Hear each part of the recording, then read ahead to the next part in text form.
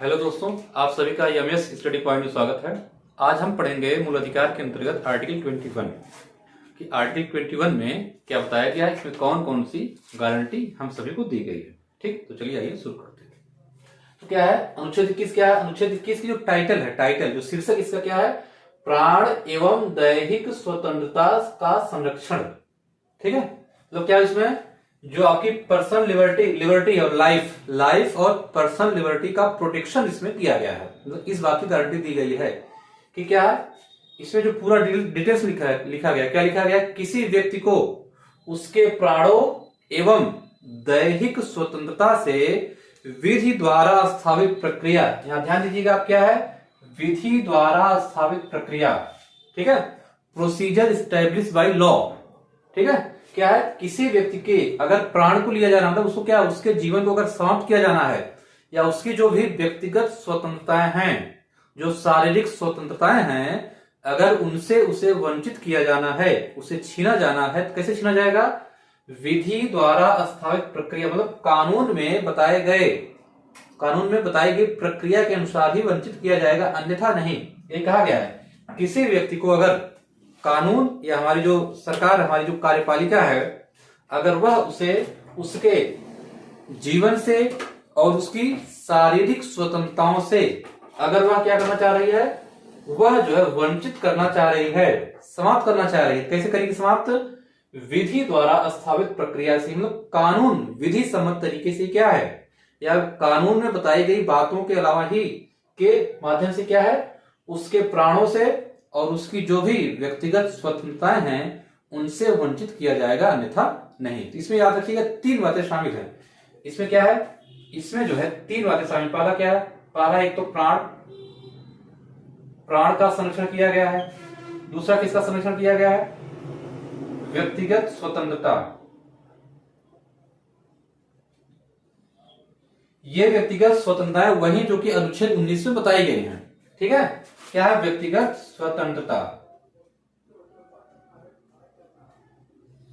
अनुच्छेद 19 में जो 6 स्वतंत्रताएं बताई गई हैं जो कि हमारे लिए आवश्यक होती हैं, उन 6 स्वतंत्रताओं से अगर किसी व्यक्ति को वंचित किया जाना है, कैसे किया जाएगा?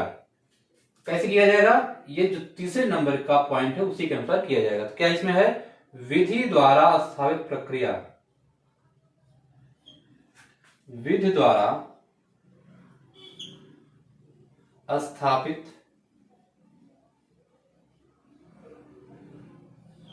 प्रक्रिया।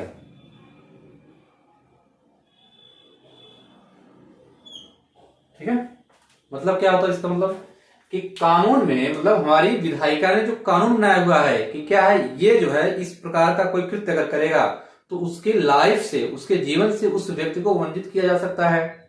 या फिर क्या है, अगर कानून में इस बात का कोई प्रावधान है कि इस प्रकार का कृत्य कोई करेगा तो क्या होगा, उसे जो है जेल में डाल दिया जाएगा, या उसकी बोलने की आजादी छीन ली जाएगी, या फिर कहीं आने जाने पर रोक लगा दिया जाएगा। ठीक है, या संगठन बनाने पर रोक लगा दिया जाएगा। तो इस तरह की जो भी स्वतंत्रताएं दी गई हैं हमारे संविधान द्वारा आर्टिकल 19 के माध्यम से या अन्य कानूनों के माध्यम से, क्या होगा, उसे तभी छीना जाएगा जब क्या होगा, जब जो है विधि में जो प्रक्रिया बताई गई है या फिर उसने किसी विधि का ऐसा कुछ उल्लंघन वगैरह किया है, तभी क्या है, तभी जो है उसे क्या है, उसके प्राण और उसकी जो भी दैहिक कहिए या फिर व्यक्तिगत स्वतंत्रताएं हैं तभी वंचित किया जाएगा, अन्यथा नहीं। तो याद रखिएगा अनुच्छेद 21 में 3 बातें शामिल, 3 चीजें क्या शामिल की गई। पहला प्राण का मतलब जीवन, लाइफ। ठीक है, दूसरा क्या है व्यक्तिगत स्वतंत्रता, तीसरा क्या है विधि द्वारा स्थापित प्रक्रिया, मतलब कानून में जो भी प्रक्रिया बताई गई कि इस प्रक्रिया के माध्यम से किसी व्यक्ति को उसके जीवन से वंचित किया जाएगा, तभी किया जाएगा, अन्यथा नहीं किया जाएगा। मतलब मनमाने तरीके से किसी के साथ भी क्या है, कुछ भी नहीं किया जा सकता है। ठीक है, लेकिन एक चीज और याद रखिएगा, अनुच्छेद 21 की हमारे सुप्रीम कोर्ट ने समय समय पर व्याख्या की है कि आखिर जो है जीवन का मतलब क्या हुआ। जो राइट टू लाइफ है, right to life and personal liberty है, इसका मतलब क्या है कि हमारे शरीर में सिर्फ सांसों का आना जाना या हमारा शरीर जो है जैविक रूप से है, इसी को लाइफ माना जाएगा, या इसके अलावा भी जो हमारे लिए कुछ और भी सुख सुविधाओं का होना आवश्यक है।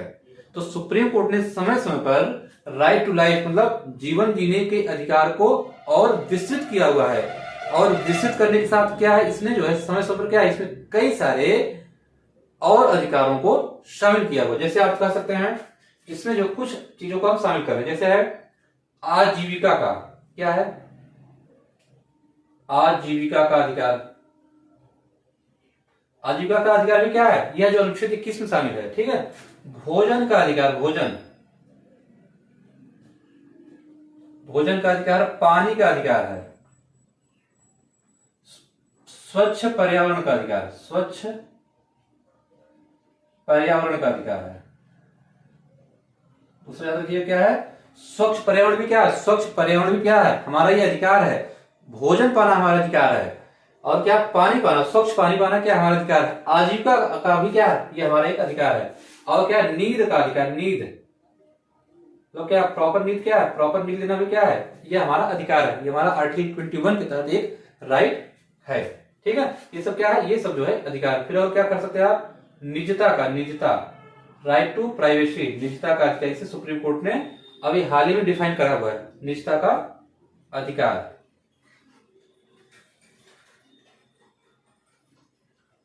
ठीक है, या फिर आप कह सकते हैं आवास, आवास का भी क्या है अधिकार। क्या मतलब अगर किसी के पास घर वगैरह नहीं, क्या है घर पाना भी क्या है, उसका जो है एक अधिकार माना गया अनुच्छेद 21 के अंतर्गत। तो आप क्या कह सकते हैं, कई सारे ढेर सारे जो है अधिकारों को डिराइव किया। इसी में से एक मनपसंद और भी है कि मनपसंद व्यक्ति से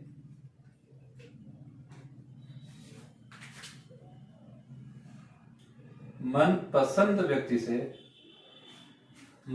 व्यक्ति से विवाह। हमारा सुप्रीम कोर्ट जो है भारत के लोगों को इस बात की भी आजादी देता है कि अगर कोई 18 साल 21 साल की आयु प्राप्त कर चुका है तो वह क्या, वह जो है अपने मनपसंद व्यक्ति से क्या है, व्यक्ति से विवाह करने के लिए स्वतंत्र है। कानून इस बात की आजादी देता है। बस क्या होना चाहिए, उनकी जो उम्र सीमा वो क्या है, उम्र सीमा लड़कियों के लिए 18 साल से ज्यादा हो और लड़कों के लिए 21 साल से ज्यादा हो, तभी क्या, तभी वह जो है किसी मनपसंद व्यक्ति से विवाह कर सकते। लेकिन ध्यान रखिएगा, इसमें मनपसंद का क्या होगा, दोनों लोगों का मन होना चाहिए ना। ऐसा नहीं किसी एक ही व्यक्ति के मन मुताबिक आप जिससे चाहे उससे विवाह, ऐसा नहीं होगा। मतलब दोनों क्या, दोनों आपसी सहमति से वैवाहिक संबंध स्थापित कर सकते हैं। अगर घर वालों की रजामंदी नहीं है, समाज नहीं चाह रहा है, या जो भी चीजें है ना, अगर अन्य चीजें आपके फेवर में नहीं, फिर भी क्या, फिर भी कानून जो है प्रत्येक व्यक्ति को अपने मनपसंद व्यक्ति से शादी विवाह करने का अधिकार देता है। ठीक है, ये सब क्या, ये सब जो है आर्टिकल 21 क्या, आर्टिकल 21 का विस्तार करते हुए हमारे सुप्रीम कोर्ट ने समय समय पर इन अधिकारों को बताया है। ये भी क्या है, ये भी जो है एक व्यक्ति के लाइफ को, एक व्यक्ति के जीवन को सुखमय बनाने के लिए, अच्छा बनाने के लिए ये सारे अधिकार उसके जीवन में होने चाहिए। और जीवन का मतलब सिर्फ जो है शरीर में सांसों का आना जाना ही आवश्यक नहीं, बल्कि क्या, इसके साथ साथ तमाम तरह की सुख सुविधाएं भी होनी चाहिए। इससे क्या है, इससे जो है सुप्रीम कोर्ट ने इसकी बहुत ही उदारवादी व्याख्या की हुई है। ठीक है, उम्मीद है आपको समझ में ये अनुच्छेद 21 आया होगा। वीडियो देखने के लिए आप सभी को बहुत बहुत धन्यवाद। अगर वीडियो आपने लाइक ना किया हो तो लाइक जरूर कर दें, और ज्यादा से ज्यादा लोगों तक शेयर भी आप करते रहें। धन्यवाद।